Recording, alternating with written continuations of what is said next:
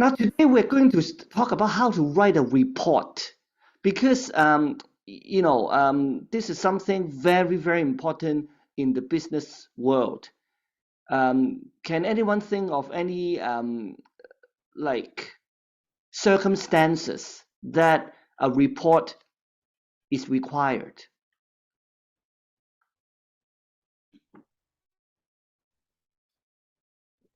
Any situation that you are expected to write a report? Anyone?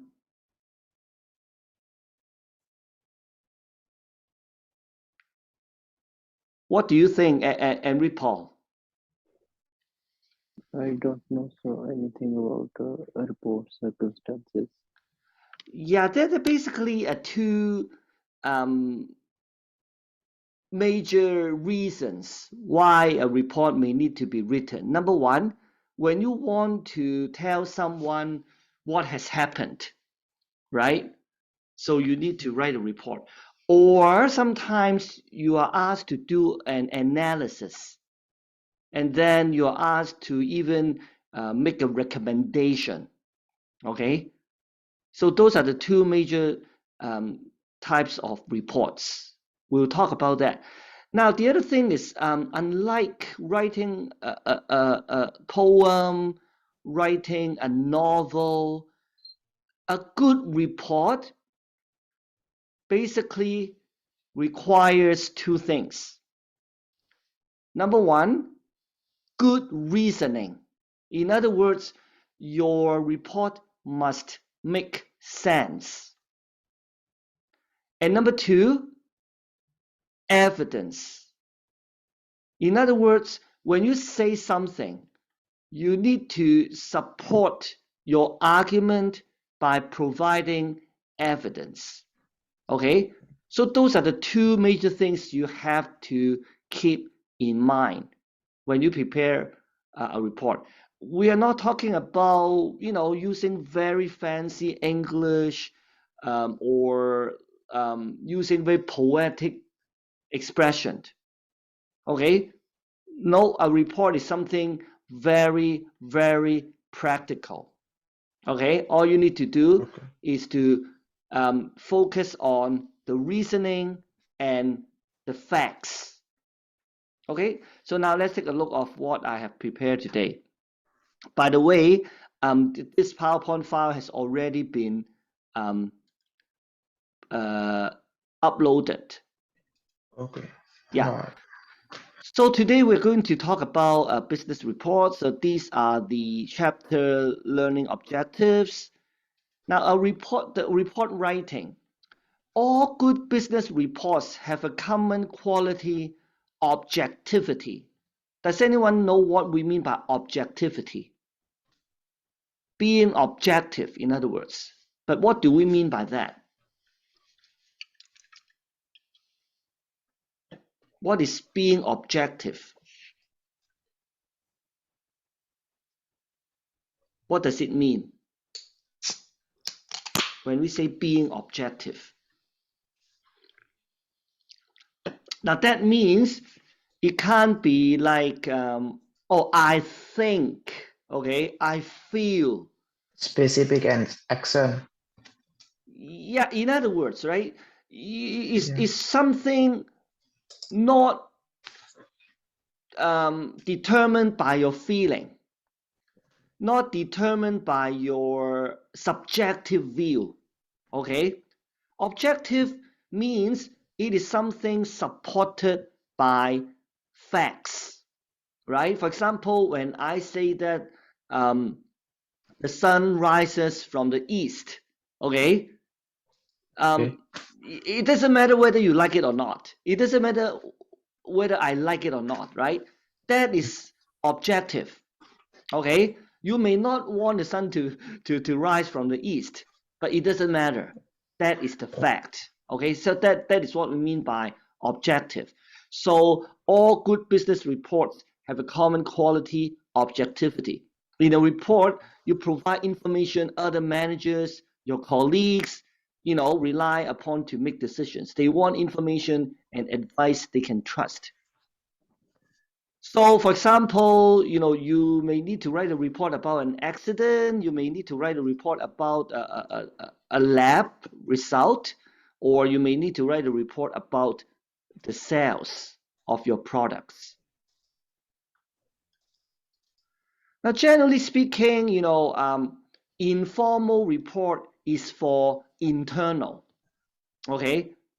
And informal reports are common and frequently take the form of a letter, memo, or email.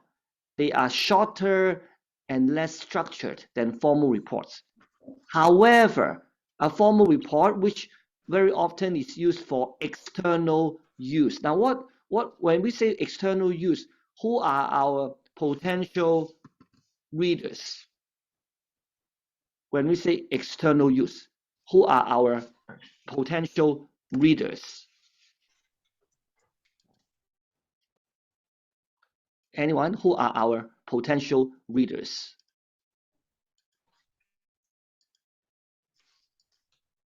Who are the external users, do you think?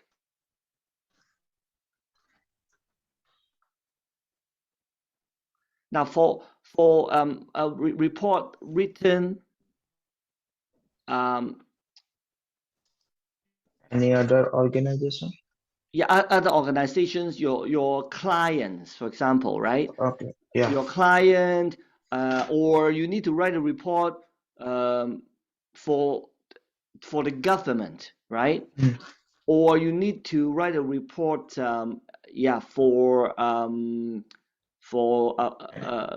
Any potential, private company? yeah, a potential investor, right? So in that case, the report is usually more formal because those people, they are not like in your company, they are outsiders, and then you want to play safe by presenting your ideas Yes. and your information in a formal way. So now let's take a look of some stages in report writing. You want to clarify your terms of reference, plan your work, collect your information, organize and structure your information, write the first draft.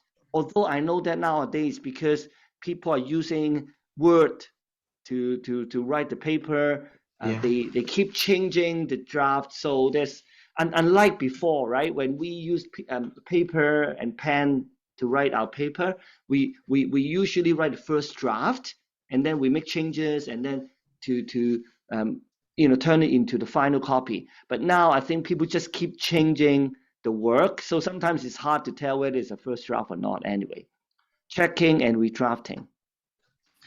And now, so this is something you want to go through when you want to write a report. But the other thing I want to pay attention to is that for formal report, usually these are the major elements. You need a title page, acknowledgements. I don't think you need to worry about acknowledgements for most of the reports written in the university, right? Acknowledgements is usually you want to acknowledge someone who may have contributed to your report. Contents, okay?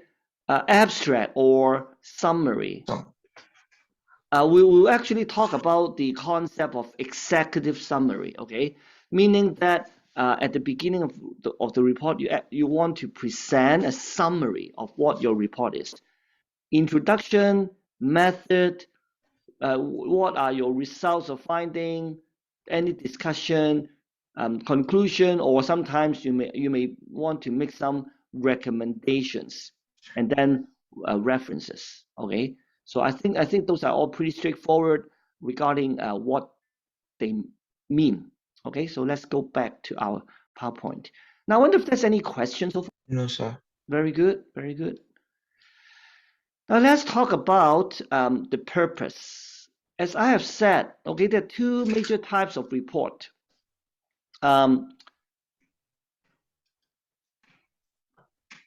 The informational one, which is to provide the facts, often on a regular basis. For example, weekly report, monthly report, seasonal report, annual report. Okay, now those reports are to keep people updated of the information. For example, sales. For example, production issues. Okay, so they are prepared on a regular basis, usually more frequently prepared. You don't expect a lot of um, recommendations, right? Because the whole idea is simply to provide information to the readers. Okay, so you don't expect, recommendations or solutions being mentioned. However, the analytical reports are different. The purpose is to analyze a situation, offering ideas, solutions, or recommendations. Okay, they are very often not prepared on a regular basis. They are prepared whenever people need such kind of reports to be prepared. In other words, sometimes you don't even need to worry about preparing an analytical report for months. But then let's say your boss, your manager, would like you to analyze a problem. Then you need to prepare the analytical report for your boss, and because it requires you to analyze the situation in depth, it takes longer time for you to research and write the report. Now, the 5 steps of writing a report: you want to research, then you write the report, you format it, you edit it, and then you complete the report using a checklist. A checklist basically means sometimes you are not sure whether you have done everything. So you can prepare a checklist and then you make sure that, oh, I've done this, I've done that. Okay? Now let's talk about planning the report. Now I think very often we forget to spend time to consider who our readers are, because that makes a major difference. Now, Priyanshu, do you mind to read out these for us? Okay, sir. Consider the reader's position, culture background, knowledge, education background, needs, expectations, preference, concerns, and possible feeling or behaviors of objections or basic at the outset. Keep in the mind the reasons for writing the report. Clearly define and research your subject of the topic. Very good, thank you. Now, let's say you are writing a report, okay? It's about a new software, okay? Mm. Now, but you know that your readers, they are quite ignorant, okay, regarding the software knowledge. Now, in this case, what should you do?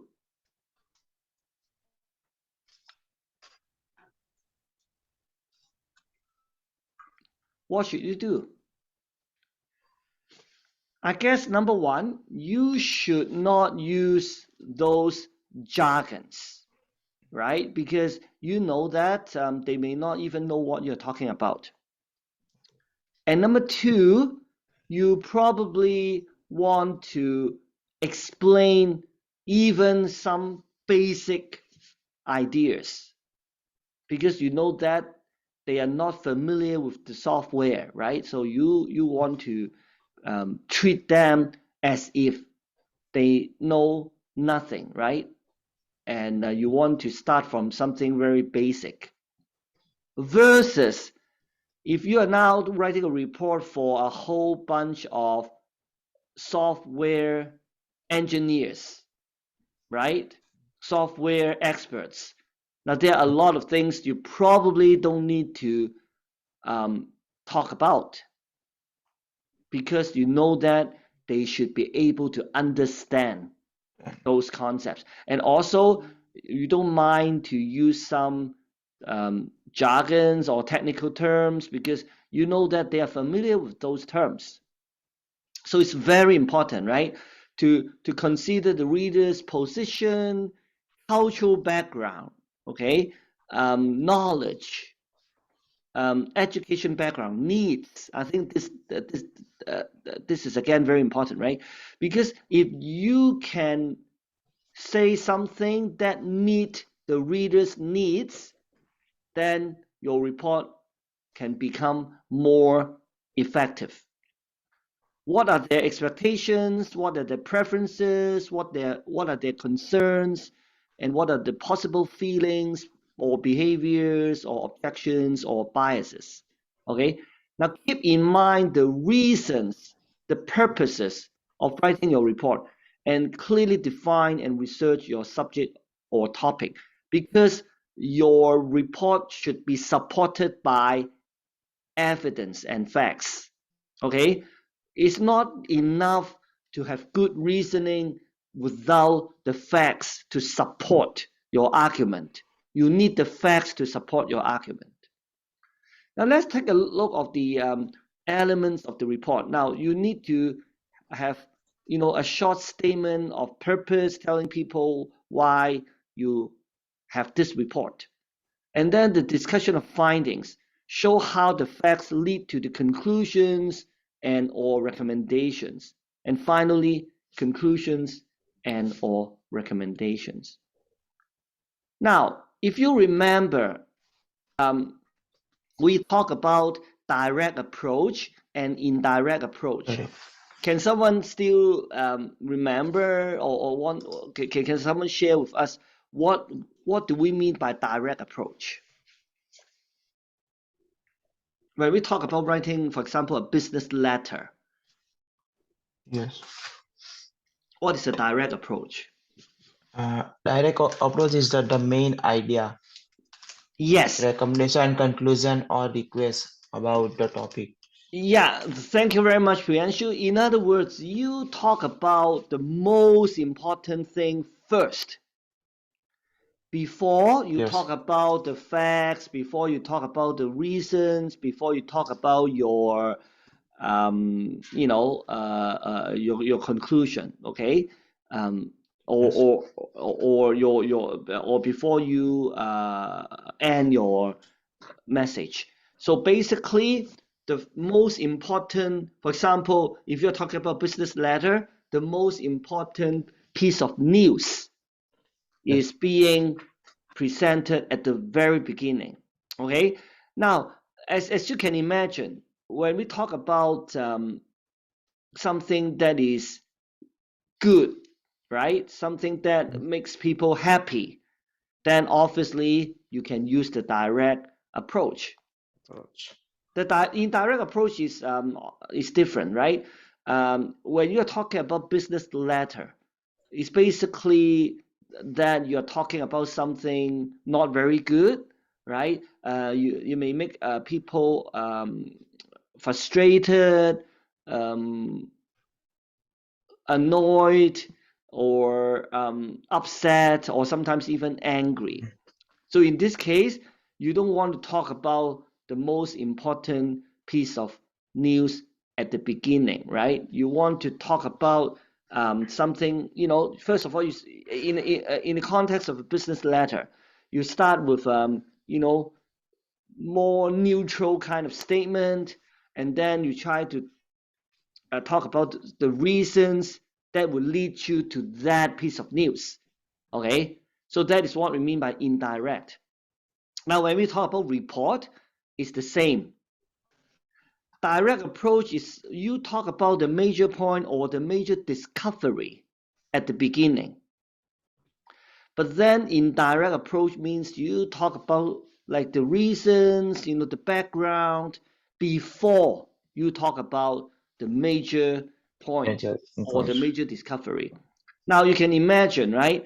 What's under what circumstances you should use the direct approach to write a report.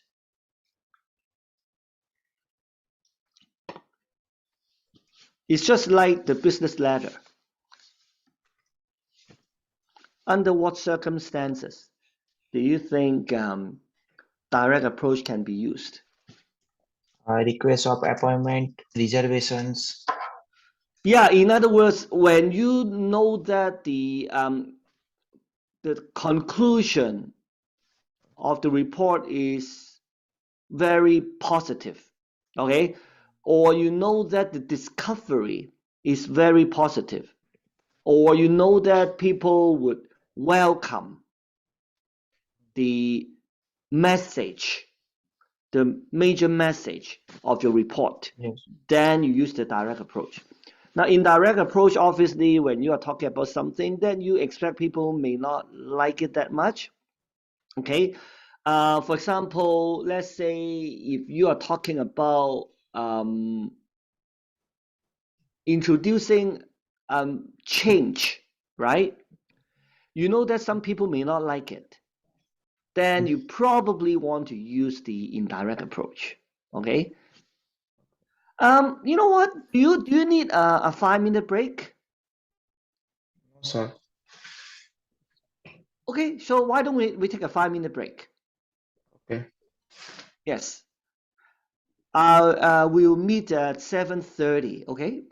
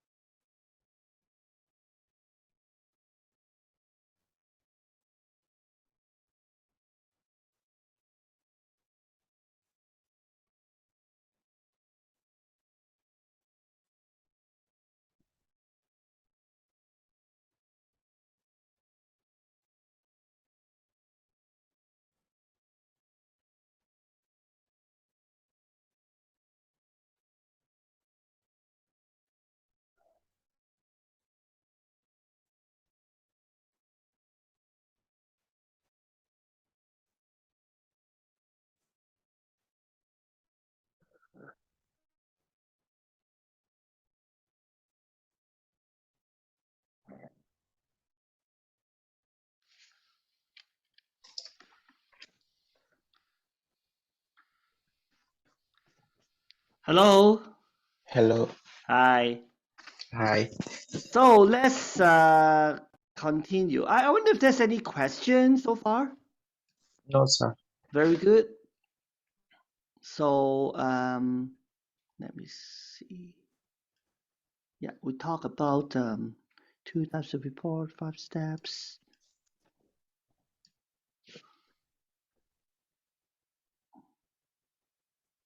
Okay.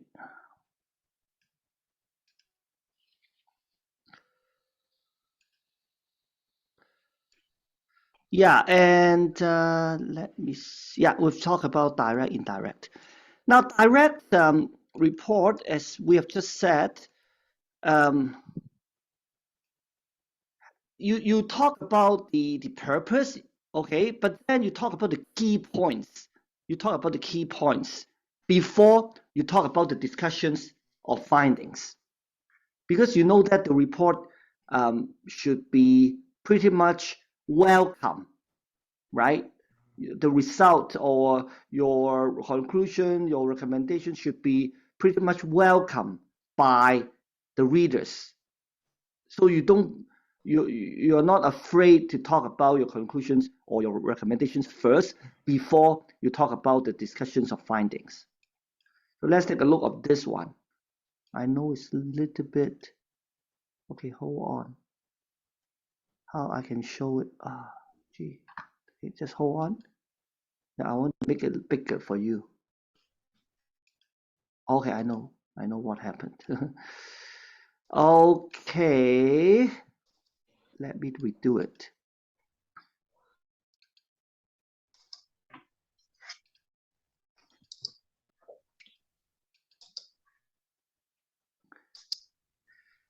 Can you read the words?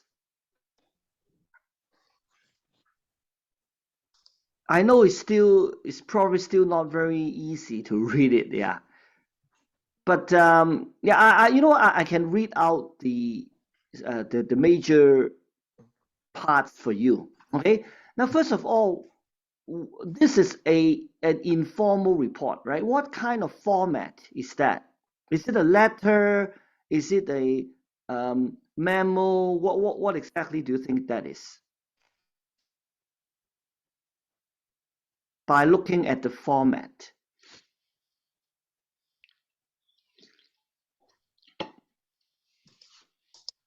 What format is that? Is a short report? It's a short report. It's actually a memo.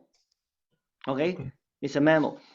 In other words, it's for internal use. That's why you don't even see things such as dear, whoever, because it's a memo. Now, it's to Ron Miller from John Stone. Now, no matter whether it's a report or a Recording in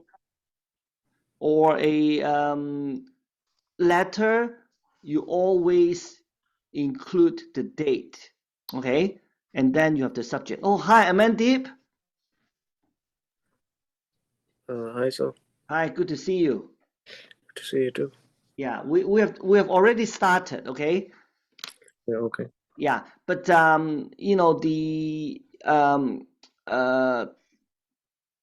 the lecture is recorded.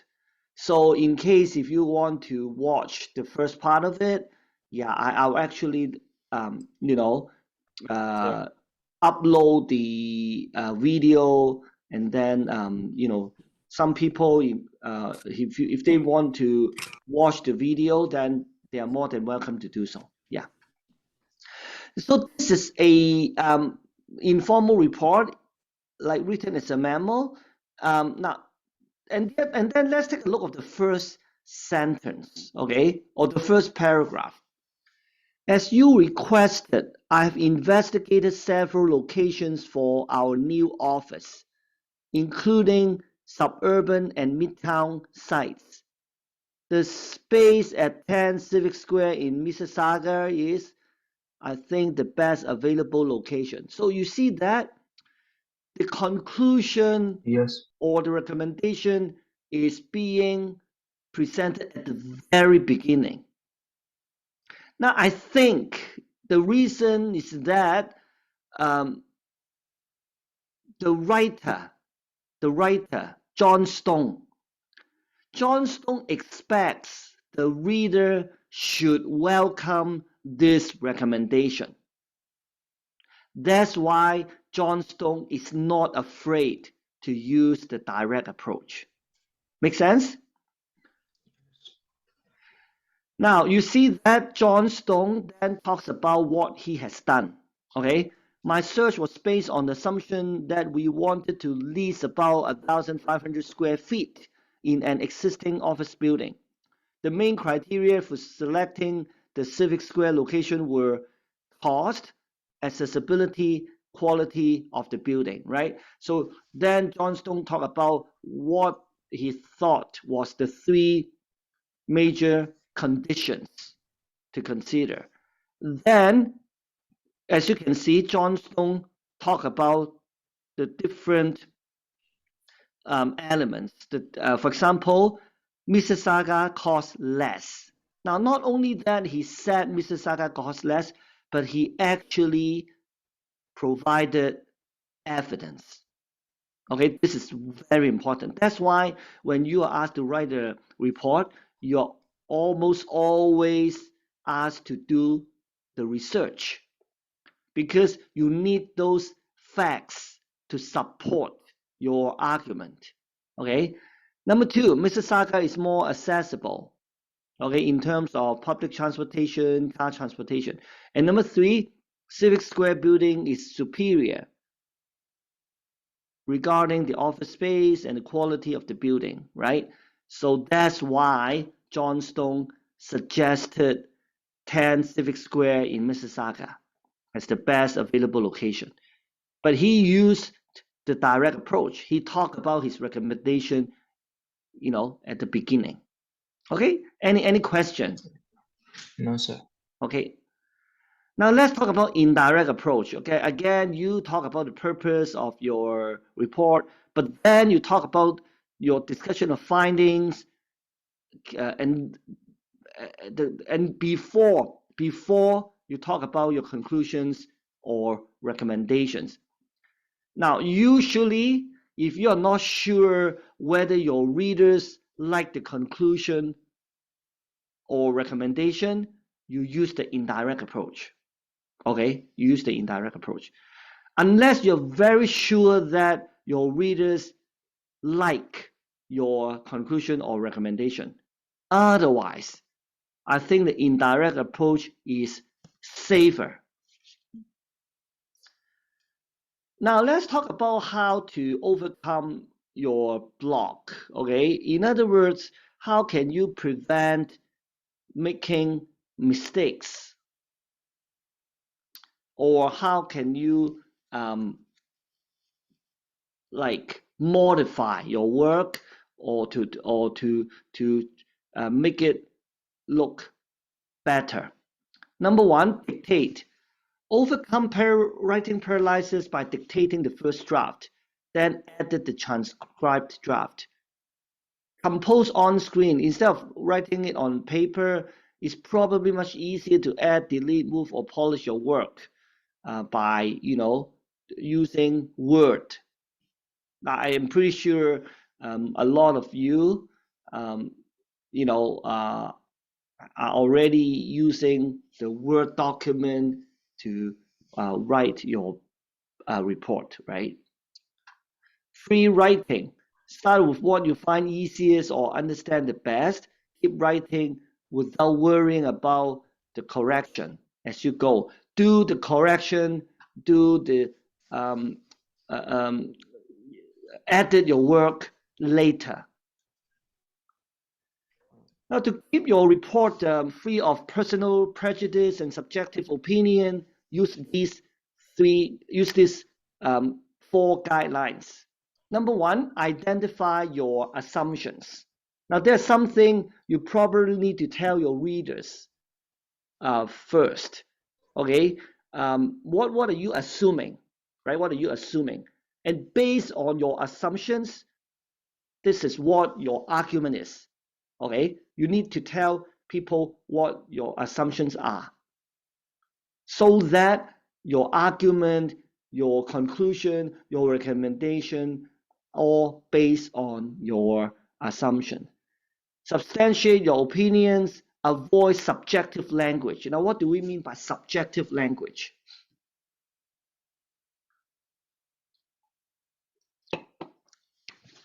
Amandeep, what is subjective language?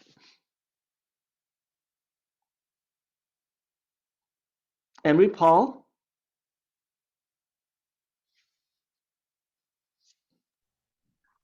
Yes, sir. What is subjective language? I don't know, sir. Okay. Now, when you say, for example, my feeling is that, okay, this option is better. Okay. Now, this is pretty subjective. Okay. Because you are suggesting something based on your feeling. Okay. Now, Yes. if you're writing a poem, now that is different, right?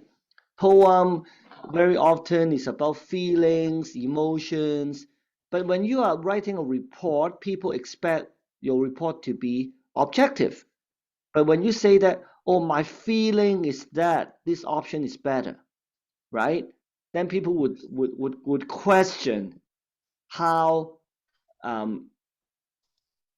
how valid your argument is, because your argument is based on your feeling. Well, your feeling may be important, right? But when people consider your recommendation, sorry, okay, they don't want your recommendation to be based on your feeling. They want your recommendation to be about good argument and evidence. Okay. So avoid subjective language. My feeling is that, okay, it's an example of the subjective language. And be specific. Be specific. Now let's talk about how to edit your report. Okay, your reports need to be clear, concise, and forceful. So anticipate the reader's attitudes and expectations. When you edit your work, ask yourself these 4 questions. May someone please read out the 4 questions for us? And Paul, may you do that? To read out the 4 questions in red. And Paul, are you there? Yes, sir. I'm Yeah, here. do you mind to read out the 4 questions? Yes, sir. Thank you. Is the report properly focused? And the second one is the report complete? And the third one is, do the conclusion and or recommendations fit logically with the findings? And the last one is, are there any inconsistencies, contradictions, and Ambiguities. ambiguities in what was reported? Very good, thank you. So yeah, I think all of these are very good questions to ask. Okay. Now, for example, when your findings is that the Toronto office is too expensive. Okay. This is your finding. But interestingly, your recommendation is that we should rent the Toronto office. Now that make people confused, right? Or you're saying that the Toronto office is very expensive, but then you recommend people to rent the Toronto office. Or inconsistency, contradictions, ambiguities, right? When you say something, oh, you know what, we should develop a real estate project in Surrey, okay? But then later you say that, oh yeah, you know what, there's so many challenges for us to do that. And it's a project that it's very difficult to complete, right? So people are confused because you are saying, we should, uh, do a project in Surrey, but then you are saying, it's full of challenges and difficulties. So what are you talking about? Now, you will be a successful report writer if your reports are visually appealing. Now, making use of white space, headings and subheadings, a numbering system, consistent formatting, and appropriate illustrations. Now, I realize a lot of students, they do not include headings and subheadings. Okay? Headings and subheadings are actually very important because it helps people to read your work knowing what you are talking about for that particular section. Now, here are some guidance regarding heading formats. Now, the major headings, we call them first degree headings. You're supposed to center them, bold, all capital letters, and then the text is below. Okay, that is what we call the first degree headings, the major headings. Second degree headings, you can think of them as subheadings. Okay, you start the subheadings at margin, bold, title case with first letter of each word capitalized. Capitalize conjunctions except for and, but, for, or, nor. Do not capitalize prepositions. For example, of, to, with, or articles, a and the. Those are the words you do not need to capitalize. Okay, and then you have the text below. Now, third degree headings, you can think of them as subheadings. Okay, subheadings. Again, start at the margin, bold, sentence case with first word capitalized, followed by period.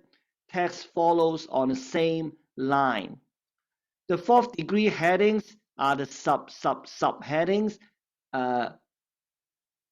italicized and indented with no punctuation, as they form part of the sentence. Now that is how you should write your headings. So far so good? Yes. Okay. Yeah. Now let's talk about how you can make use of graphs, charts, etc. to illustrate some information. Now, as you probably know, sometimes it's much better if you make use of charts, graphs, table to show the data. Now, remember when I went to university, okay, I still use the graph paper to draw the graphs. Now, you don't need to do that. What is the most effective way to draw a graph or to draw a chart? What kind of software should you use?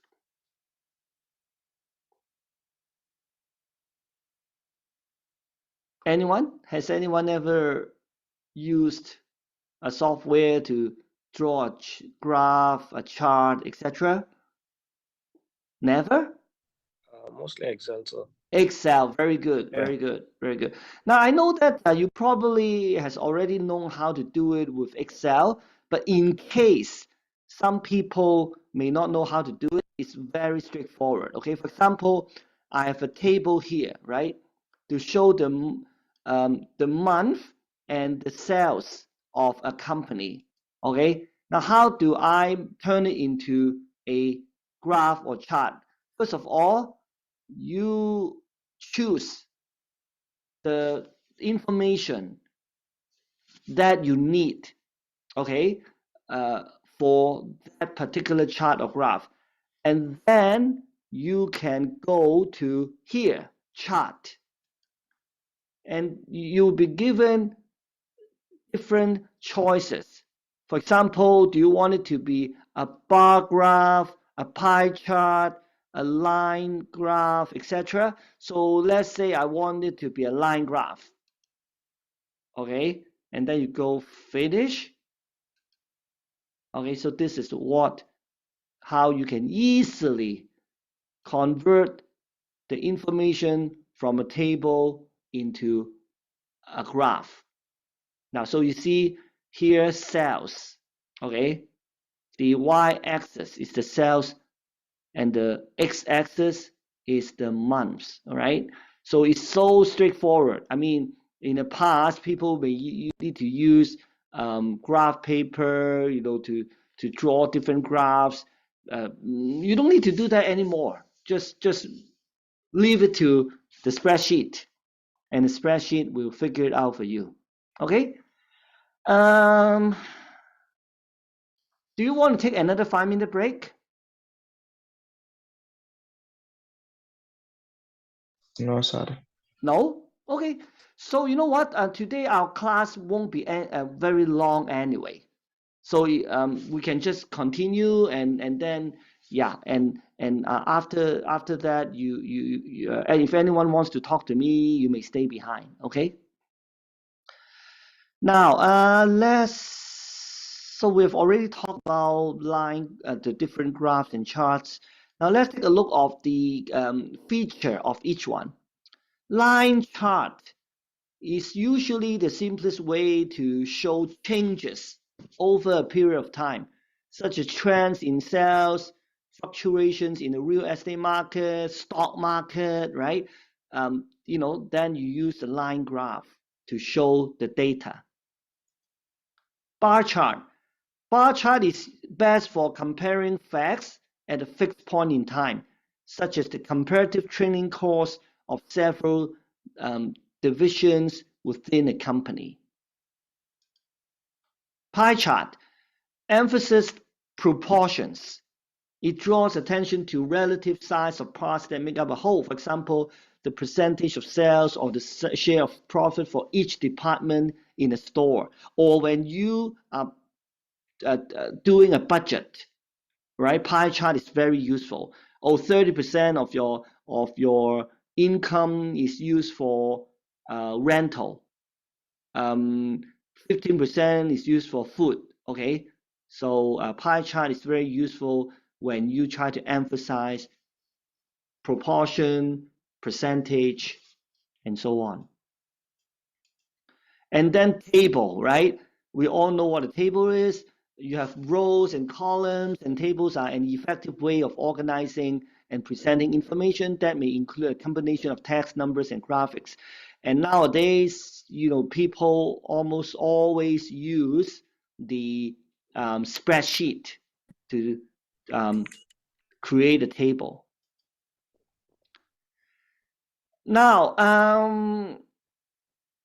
when we talk about graphs, charts, tables, where do people usually put them when they write a report? Where do you think people usually put the graphs, charts, and table when they write a report?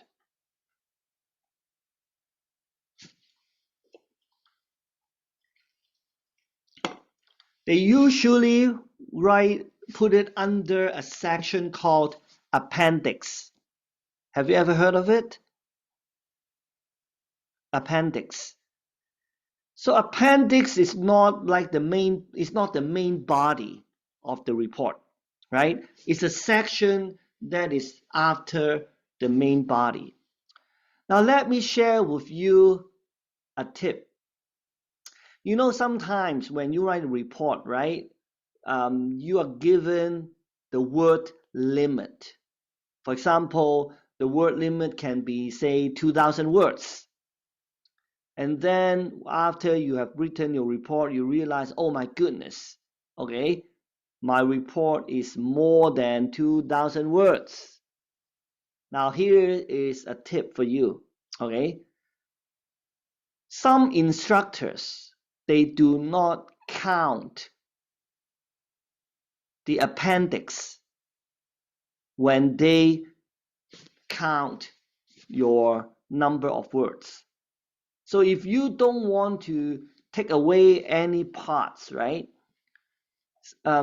You actually may transfer some of your information from the main body to the appendix so that you can reduce the total number of words without losing anything.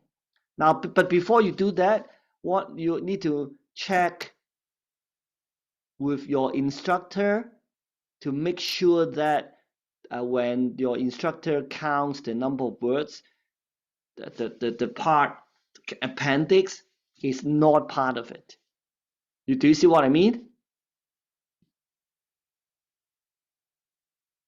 Yes. Okay, yeah, so this is a tip, right? Especially if you are running into a situation that your total number of words exceeds the word limit, then transferring to the appendix if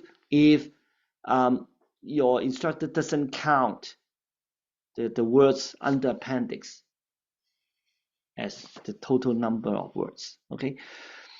Now, internet issues different methods for publishing a report electronically. Now, how can you do it publish your report electronically? Amen. Yes. Yeah, may you read out for us the internet issues? And the methods. Yes. Yeah, different methods. Okay, so the different methods for publishing our report electronically. So the first one is email programs. Send a short email, transmittal message and attach your report. Third one is like intranets, publish your report using the electronic network within the organization. Third one is web-based reports. Publish your report as a PDF to the company website. That's all. Yeah, and sure, yes. And then I'll continue. Online readers often do not scroll down through a long page of text. Use features of page layout, topography that are easy to skim. Write in a minimalist style with short paragraphs and clear, concise points to keep your reader from clicking away to something else. Instead of putting everything on a single text-heavy page, use links and image maps to take readers to additional information. So thank you, Amandip. And so this is basically about when you are asked to upload your report, post your report, right? On the internet, what should you do? Now, by the way, the word intranet means the online system is only for external use. Only the employees, only the people working for the company can share that network system. Okay, so that is what we mean by intranet.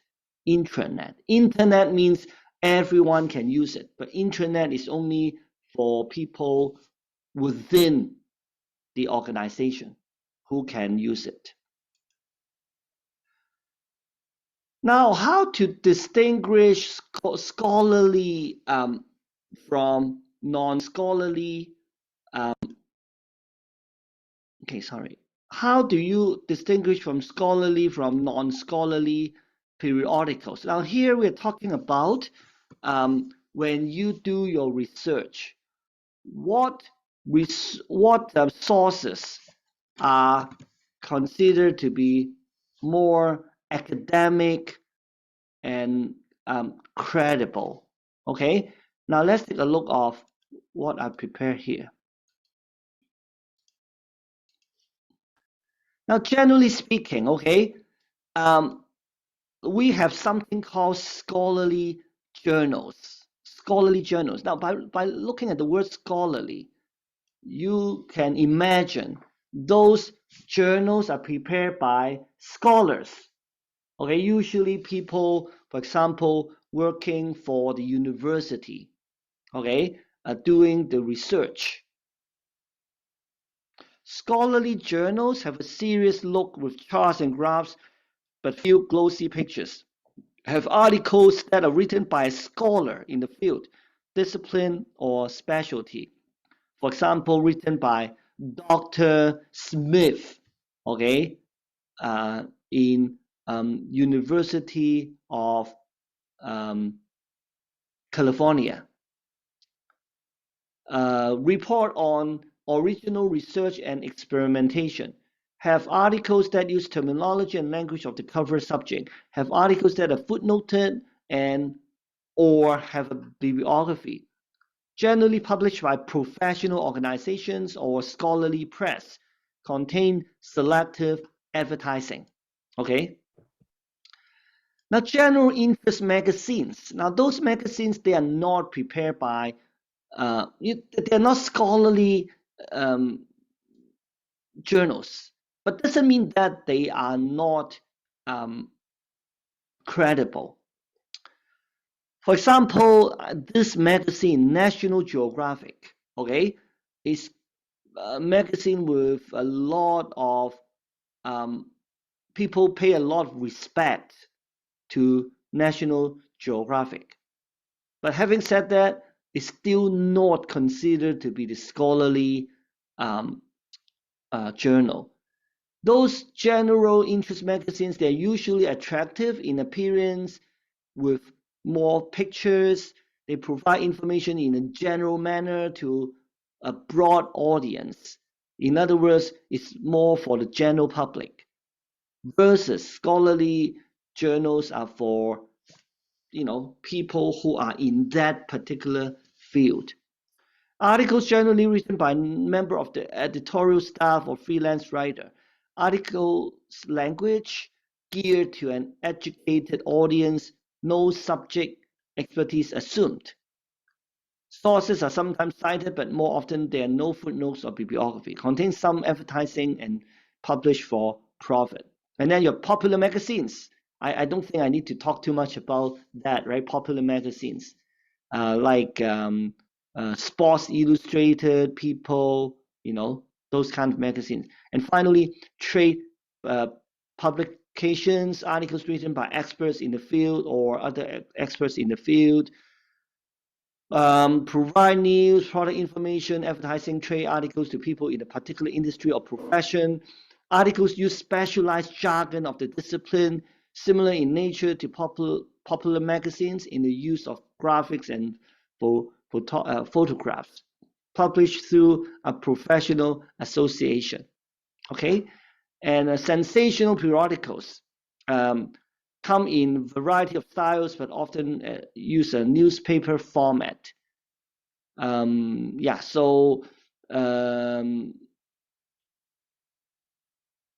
yeah, so the sensational periodicals can be popular, but then it's not considered as very formal, okay, in terms of the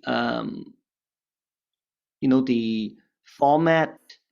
And now when you try to look for information, right, then I guess obviously scholar journal is the most credible ones, right? Because those are being before they are published, they are being examined, and then they are also prepared with all the bibliography and footnote, right? So when you do your research, scholarly journals are the ones that have the, I guess, the most credibility. Okay. Now, so far so good. Yes, sir. Okay, now I think we are coming to the end of today's discussion. Now,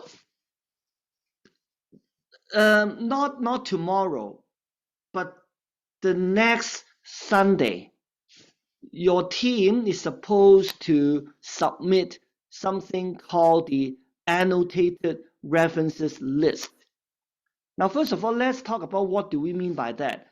An annotated bibliography or references list is a list of references. You all know what a list of references are, right? When you write your paper, you are asked to prepare the references. But the annotated references list is a little bit different. On top of the list of references, you also need for each reference to have a short summary of the content, which is the annotation. The annotation may reference the accuracy, quality, and relevance of the source, along with a short summary of the content. Okay?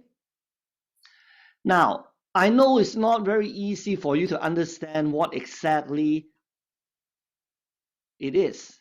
So now I'm going to show you a video, okay? And the video will tell you how you may prepare the annotated references list. So I want you to pay attention to it.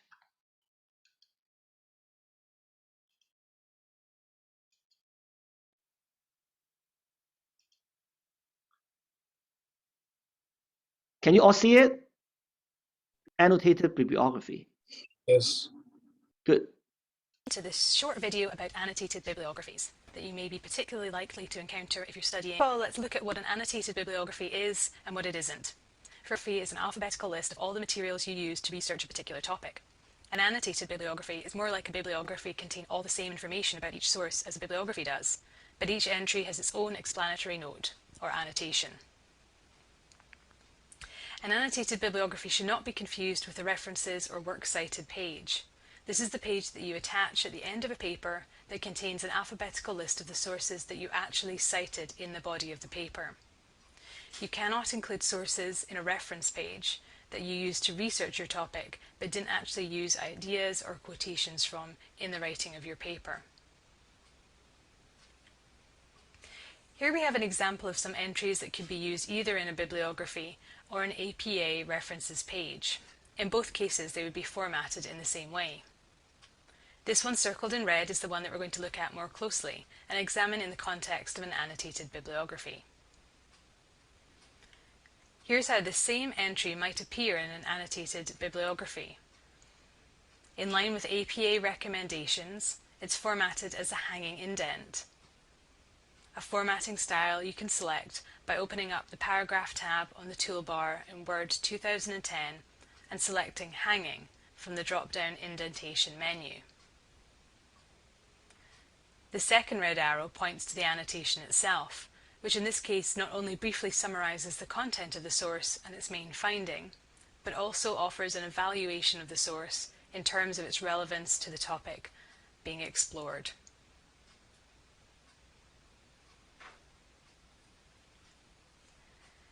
The sources that you choose to include in an annotated bibliography will be governed by the topic that you've set out to investigate. The purpose of the annotated bibliography is to provide a fairly comprehensive but focused selection of the scholarly sources on a given topic.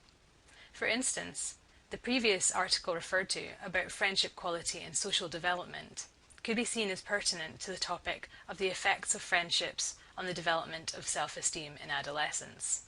So in this case, I'd choose to include it in an annotated bibliography of sources that deal with that particular topic.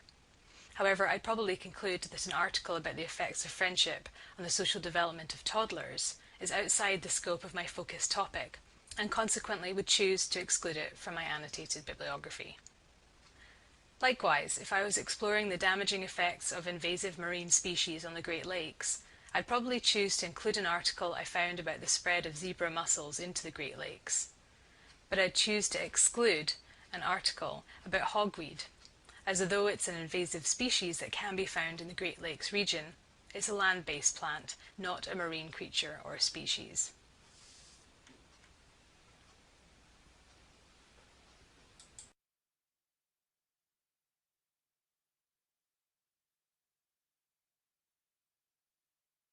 Would more effective writing give you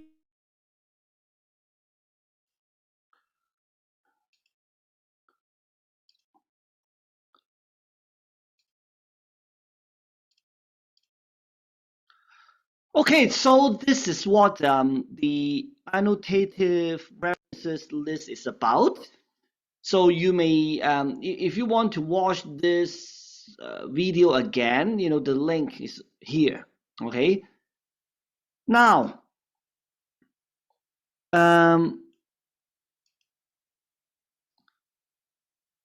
this is the discussion of this week, and I want you to answer these questions and send it to Learning Activity 6. Okay, Learning Activity 6 by 11 p.m. Not tomorrow, but the 14th, by 11 p.m. on the 14th. Now, this is the learning activity. As a business communicator and researcher, what are the benefits of planning reports by considering your audience, determining the purpose of your report, defining the scope and method of research, writing research questions, and then collecting information? How do you evaluate the credibility of sources that you research? We've already talked about it. If you attended the class, it should be very straightforward. B. Wash, good morning. Good morning, sir. How are you? Good. Any questions? Yes, sir, about learning activity. Like, do we Yeah. have to make a PDF or just directly comment? Sorry, I can't hear you. Either you make a PDF or we should directly comment? oh no. You write it on a Word document. Okay, sir, got it. And then you send it to Learning Activity 6. Thank you so much. Yeah. I think you can do that, right? You Yes, sir. can. Yeah, you can do Yes. that. Yes, good. Yeah. So yeah, I mean now for the ones like for example B-Watch, I know you on 3 day, yeah, you probably miss most of the class. In this case, I've already recorded it, okay, and I'll post it, and then you may watch the video later. Now, the last but not the least, here is the annotated reference list that I want you to prepare. Okay. Let me see. Okay, I want to go back to the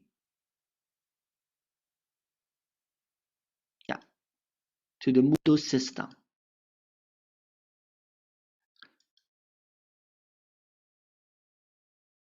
Sorry.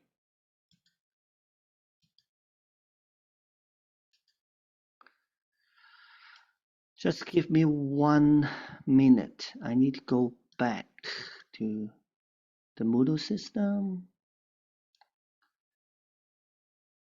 So you don't have any assignment to submit tomorrow, right? But then you have basically 3 assignments to submit on the 14th. Now this one is your team assignment, okay? Now you should be able to find all the instructions on your group project information sheet, okay? Only one member needs to submit it. So it's about research questions and annotated references list, okay? So this is basically what you are supposed to do. Your team will write 5 research questions. Your research questions will identify the key dimensions of your overall topic, which has been assigned by the Oh, by the way, wait a sec. Have I assigned the topic to you? Probably not. Okay, you know what? Sorry. In this case, let me see.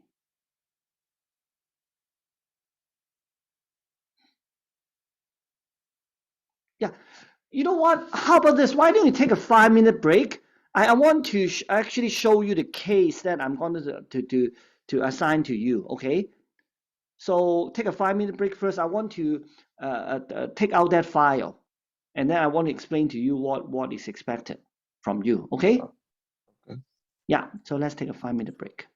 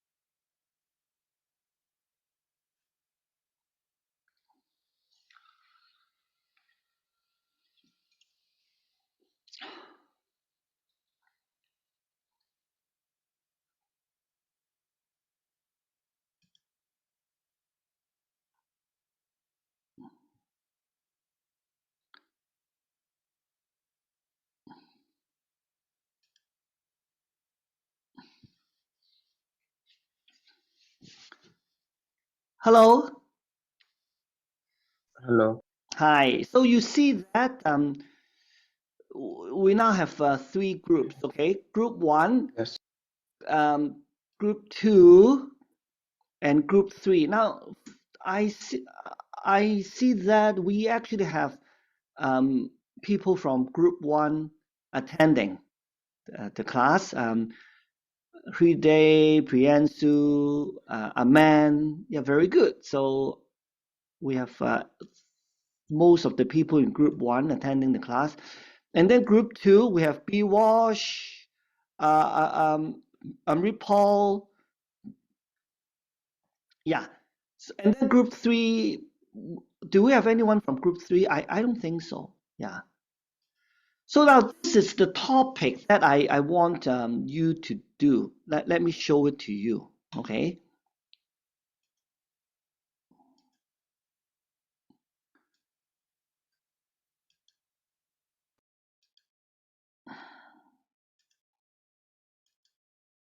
Now each team is doing a different topic.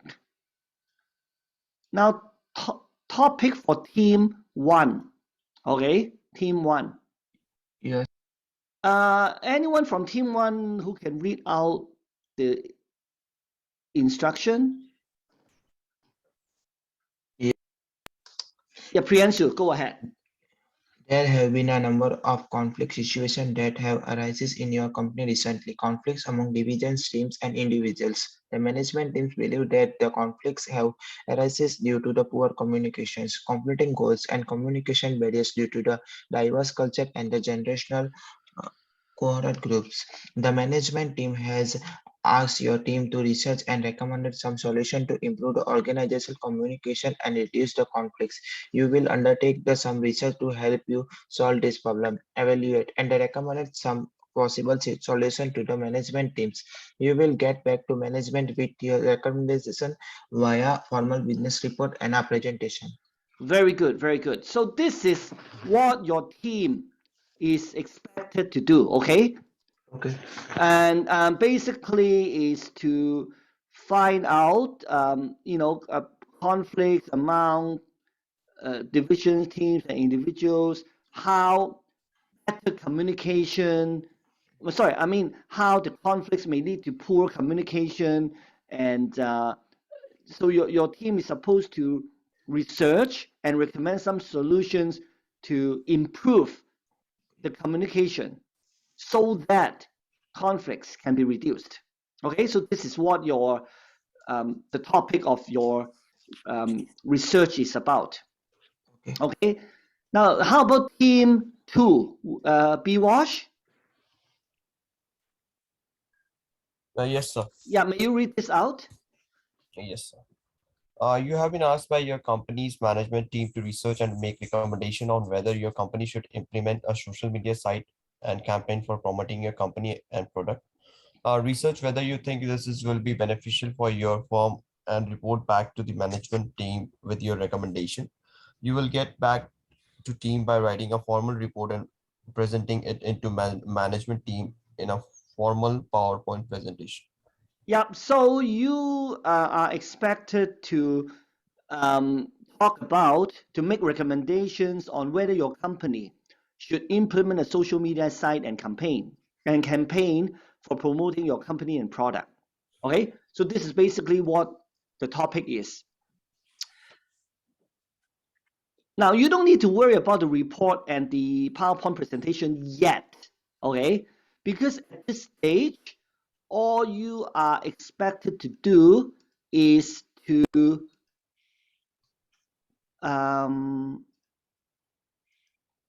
yeah, write 5 research questions about your topic, okay? And then, well, you have already done your team plan and agreement, so you don't need to worry about that. And then write identify 3 academic references from Yorkville Library, and then create an annotated references list, which is what what the video that I show you is about. Okay, And yeah, it says here draft the report introduction, including a statement of purpose of the report. So this step 6 is very straightforward. All you need to do is to write down like a very short paragraph to talk about what is the purpose of your report. Okay, so the whole thing is around 1 to 2 pages. And then you submit it to the Turnitin system by 11 p.m. on the 14th of August. Now, I wonder if there's any question for today. No, sir. Okay, so, I mean, you know what? That's it. I may see some of you later today. Yes. Yes, but other than that, goodbye, and I wish everyone a very good week. Please don't come to the campus next Wednesday. Yes. Okay, Thank so you. take care. Thank you so much, sir. Thank you so much, Bye-bye. sir. Bye bye. Bye-bye. I'll see you later, Priyansu. Yes, sir.